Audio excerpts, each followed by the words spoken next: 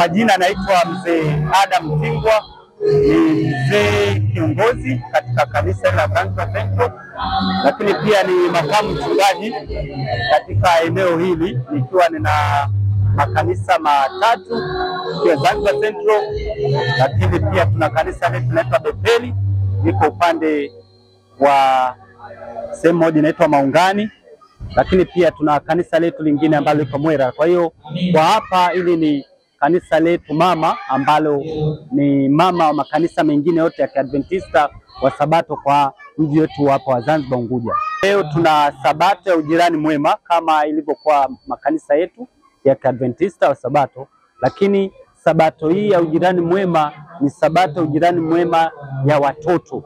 Kwa hiyo kama program jinsi zilivyokuwa kuwa watoto wapo na watoto wamealikwa, na watoto hao wanaalikwa na nani? Ni watoto wetu wa Kiadventista wa Sabato. Wametengeneza program moja nzuri ambayo ipo ya kualika watoto wengine, lakini watoto hawa sasa wanaoletwa ni watoto wanaotoka katika shule ya watoto yatima ambayo iko sehemu moja inaitwa Mazizini. Na kama ilivyokuwa adha yetu, tunasema katika kitabu cha Yakobo 1:27, dini iliyo njema pia ni kuwatazama wajane, watoto yatima. Sasa kwa program nzuri hapa ya ujirani mwema ambayo tunayo kanisani kwetu Central, tumealika watoto hawa, tumekuja kula pamoja nao, lakini pia kutakuwa kuna program nzuri ya kuwapatia zawadi na chochote kitu. Hiyo ndio dini njema inayofaa machoni pa Bwana na inayompendeza Mungu. Program hii huwa ni program mbalimbali. Huwa tunafanya sehemu mbalimbali. Kuna nyakati, kuna kipindi tulifanya ni kwa wazee, kuna kipindi tunakwenda sehemu zingine za kijamii kama hospitali, lakini kwa mwaka huu 2025 ikawa sasa imetupendeza tuwafikie watoto wale.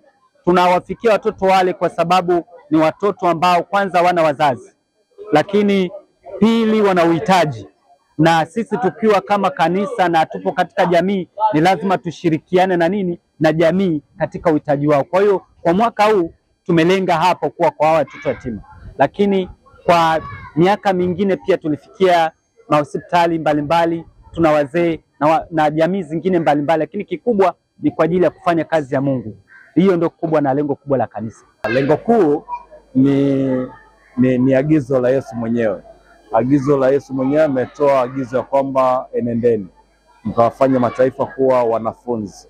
Lakini pia Yesu anataka sana tushiriki na wale ambao wametengwa na jamii, mfano wajane, watoto mayatima kama hawa, na wale ambao wamekuwa wameathirika. Najua kuna waathirika ambao wanatumia madawa kulevya, wanakuwa hawana msaada, watu wamewatenga na jamii. Hawa ndio Yesu aliyokuja kuwatafuta. Na tunawatia moyo na kuambia kwamba bado Mungu anawapenda. Kwa hiyo hilo ndo lengo kuu. Kwa siku ya leo nimejisikia furaha sana kujumuika na wenzangu. Tumekula, tumefurahi, tumekuwa marafiki, na mpaka sasa tunasubiria vipindi vingine. Ni furaha sana. Nashukuru. Hii ni mara ya mwanzo, lakini ninavyotarajia kwa uwezo wa Mungu kutufanikisha, inavyoonyesha tutaendelea na tuko tayari kuungana nao pamoja. Lengo kuu ni kuja kujumuika pamoja katika ujirani mwema, katika tendo la ibada.